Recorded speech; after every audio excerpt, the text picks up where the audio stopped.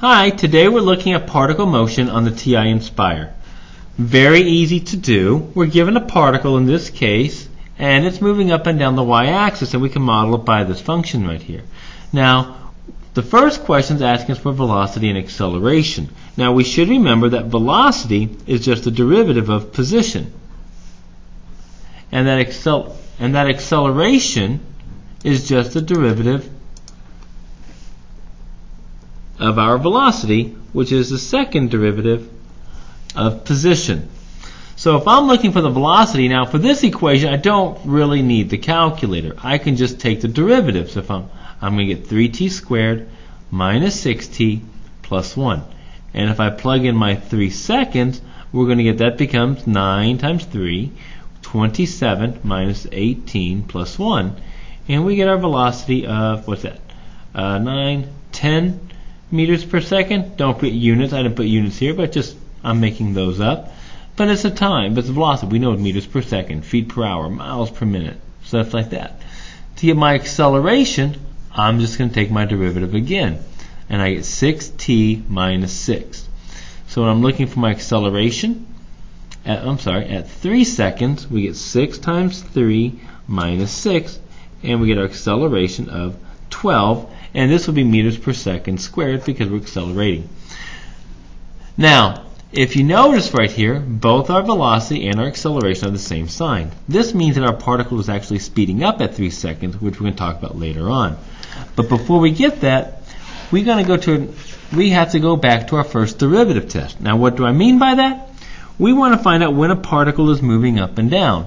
Now, we should remember from some of our physics courses that to go up or down, same thing as right or left, you're looking at the velocity. If the velocity is positive, we're moving up. Velocity is negative, we're moving down. So we're going to need our velocity equation right here. So that's what I'm going to use right here. My velocity equation, v of t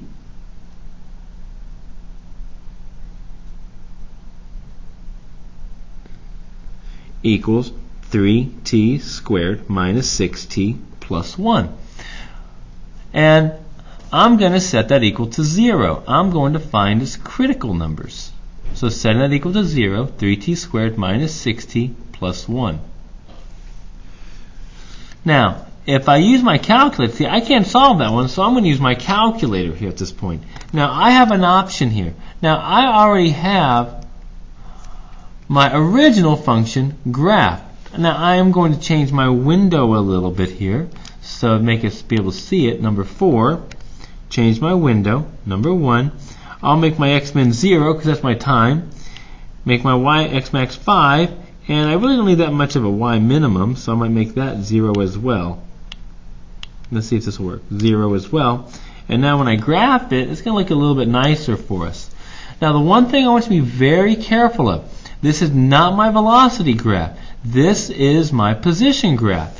So recall my critical numbers are where s prime of t, which is my velocity, equals 0.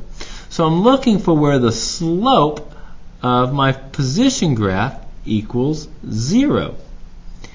And I can get that using my chart here. I can get that. Here where the slope is 0, and down here the slope is 0, and I can find those. So to do that, go to Menu. I'm going to Analyze Graph. Now the first one is a maximum value. Hit Enter. And I'm going to scroll here. I think it starts here, so I'll pick at x equals 0. Enter. And then get my upper bound. Scroll till I know I covered it. There's my point. You see the point right there. Hit Enter. And it gives me the time of 0.184. But there is another one. I'm looking at the minimum value this time right here. So I go Menu, Analyze Graph, minimum this time, lower bound, select it. Now I'm looking for my upper bound, let it go, there we go. I go until I get my point, hit Enter, and it gives me the time of 1.816. Now if I keep this graph here, it's going to make it a little bit easier. Once I got my time, those are my critical numbers, now I can do my sign test. My sign test will tell me what's happening. Looking at the velocity, how does it affect my position? I'm starting at 0. My critical numbers are 0.184 and 1.816. Well, looking at my sign here, I can use my graph to help me. Before 0.184, the slope looks like it's going up. So the velocity there is positive, so we're going up. Between the two critical numbers, the slope is negative. It goes down, and then it goes up again. So it's positive. So I can use this to help me. When is the particle moving up?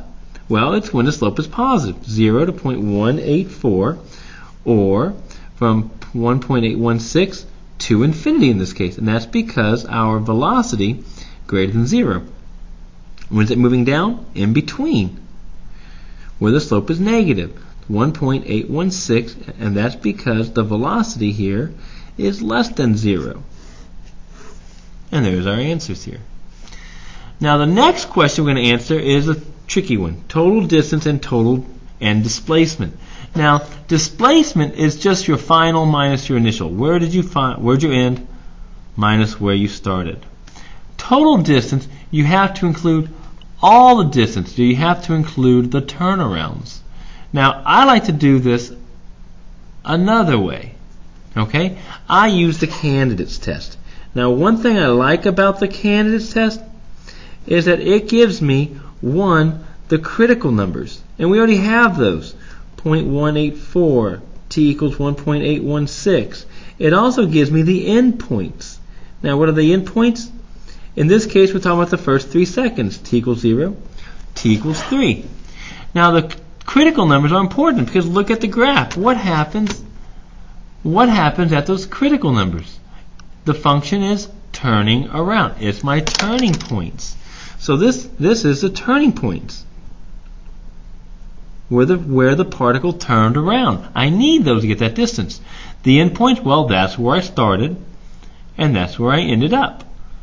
So if I set this up using candidates test, x, s of t, I can just add up those distances here. We'll talk about that in a moment. So, but the difference, I have to put these in order. So I go 0, 0.184, 1.816, and 3. And I find those distances. Well, at 0, well, remember, my position function was the following. T cubed minus 3t squared plus t plus 3. So I already have all that stuff on the calculator. Since I already have a graph, I can easily get those. Go to menu, trace, graph trace. I just type in the number 0, and it gives me, oops, give it a second, it gives me the 0.3. So at 0, we're at 3. To find the next one, just type in 0.184, hit enter, and it gives me 3.089. And if I type in 1.816, it gives me 0.911. And if I type in 3, puts me up at 6. Now, what do I do with these? I want to find their distances. Now, to get displacement though, I just take my final position, the 6, minus my 3, my initial. It's, in other words, it's going to be s of 3 minus s of 0, and I get 3, in this case maybe meters, whatever the unit is. Now, to get total distance, what I do is I just find their differences. So if I go to my home screen, I take, well, 3.089 minus 3, this is just 0.089.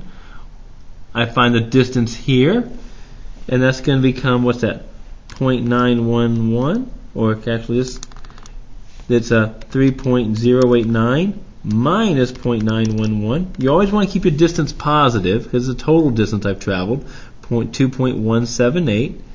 What's the difference here? 6 minus 0.911, and I get this, 5.089. Distance is always going to be positive in this case. I want the total how much I walked, and I just add those all up. 0.089 plus 2.178 plus 5.089, and I get this, 7.356. And that is our total distance that we traveled. But how far did we wind up from where we started?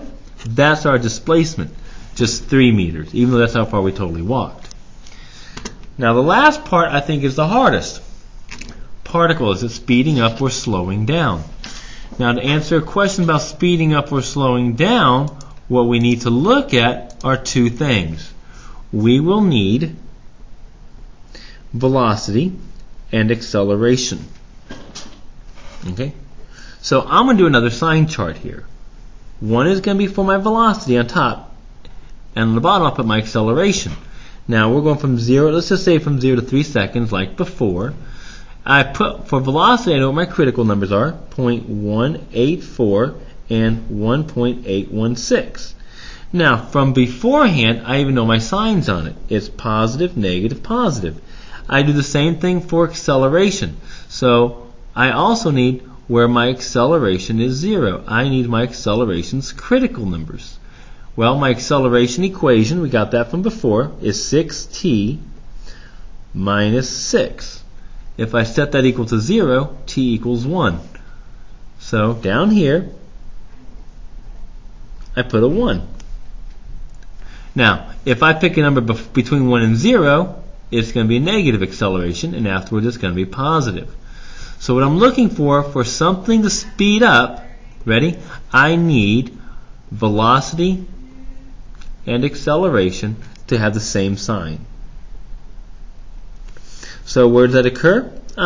Between 0.184 and 1, or from 1.816 to 3. And again, that is because velocity and acceleration are the same signs. If I want to find out where something is slowing down, we want velocity and acceleration to be different signs. So I look where that occurs. Between 0 and 0.184, or right here, 1 to 1.816. And that is because velocity and acceleration are different signs. And there's a reason. So for speeding up and slowing down, you got to look at both velocity and acceleration and their signs. So try a few of these. The calculator's kind of hard, but you can get used to it. Okay, take practice. Bye-bye.